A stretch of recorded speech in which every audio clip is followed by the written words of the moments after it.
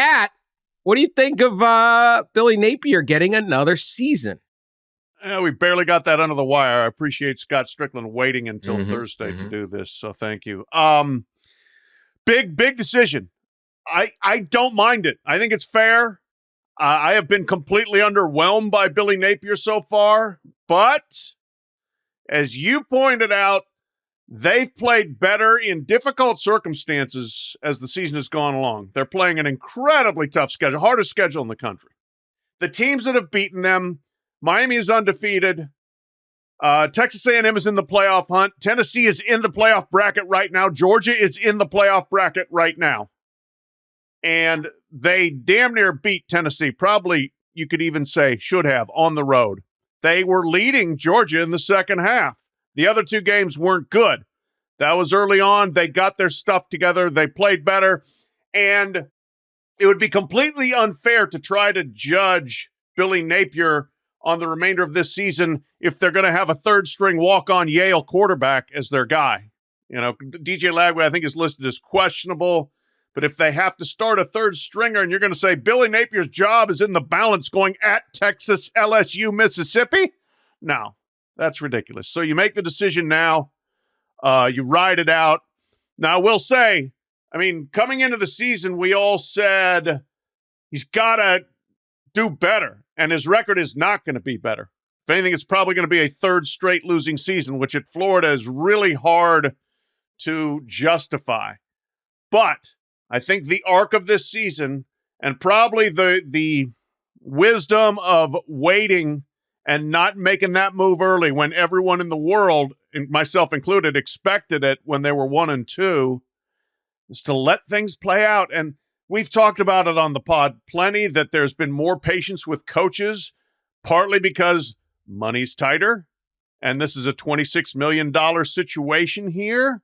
So give him one more year, see how it goes there. Scott Stricklin, Billy Napier, sink or swim together in 2025. Yeah, that's the point I was going to make, is that, wow, next year's big for both of those guys. They're the athletic director position and the head football coaching position in 2025. And you'll have probably a new president at Florida. You have an interim right now. And that probably could have played a role in all this as well.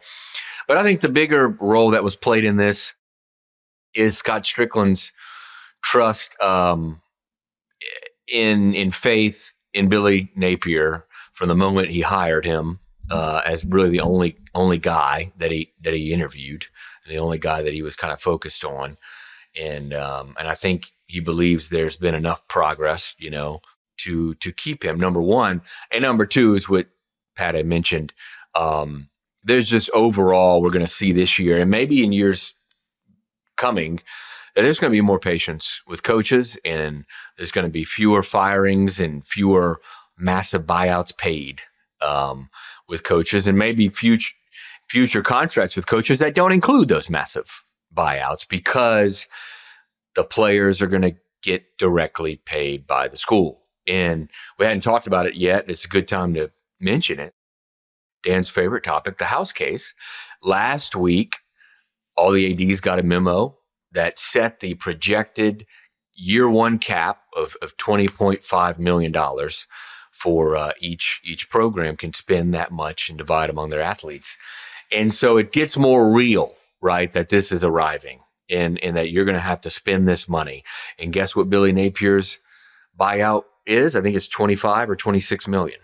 So you're going to trade a firing of a coach that you trust and you've seen progress in for a year of rev share. Basically, it's a year of your football roster that you would be eliminating, a year and a half, really, when you get down to it, by firing him. So that's weighing, I think, on everybody's mind. And I think this year is going to be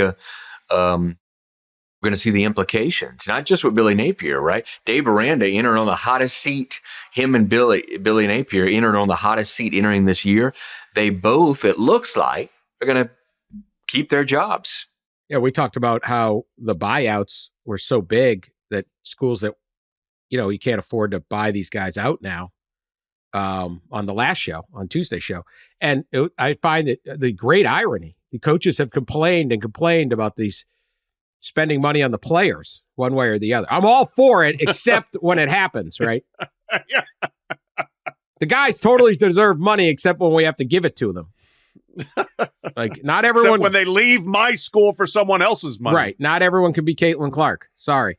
But they're actually getting their jobs saved because they're paying the players, the thing they hate the most. Mm-hmm. Look at this. Yeah.